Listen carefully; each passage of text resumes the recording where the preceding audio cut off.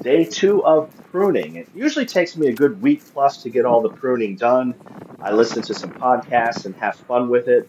It is a hobby. It should be fun, or at least not a chore.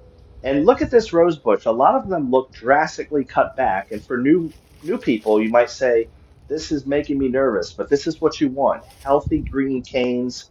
When you clear out the middle of the bush, that promotes success in the future. Dieback often occurs in examples like this, where you have canes going in different directions and you leave a nub. You want to get rid of that. It may look drastic, but I'm telling you, 5 to 7 healthy green canes now will be real strong going into the spring. You don't want spindly or disease crossing canes. That doesn't set you up for success in the future. This is a typical rosebush Marlin's Day. It looks like this, and then once you start to eliminate some canes, again, 4 or 5 canes to maybe 7 max, around 24 to 30 inches is what I aim for. Up north, when I lived in New York State, I had to prune back almost all the way to the ground. So it's just going to vary where you live. Sometimes you get a bush like this, crystalline. Look at all those healthy canes, but they're coming out of one spot. So I tried to eliminate them down to two, but I was left with a nub. That just didn't look healthy for the future. So I went back lower in the bush, lower than I wanted to a butt eye.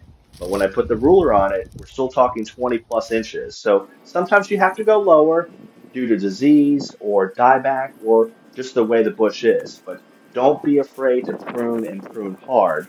This is what it looks like afterwards. Again, some bushes are easier than others. This is a firm, it's a pink hybrid tea. On this one, I have to decide what to keep. When I prune back the dead, I'm often left with as many as 10 healthy canes.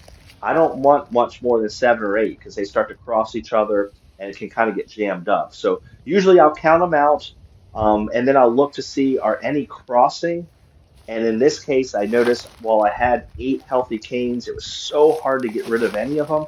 I noticed on the lower left part of the bush, this one was crossing. It doesn't look like much now, but eventually that will cause some injury as they rock back and forth down the road. And I eliminated that to end up with 7. This is what it looks like after pruning. You may notice some have to be pruned back almost all the way to the ground like this. That's the bud union. If it's green, let it be. Even if it looks dead like this, let it be. Give it a month or two before you dig it up and give up on it. It may regenerate. So that's it for today's video. Dragging 3 beds worth of material off. I'll have more later.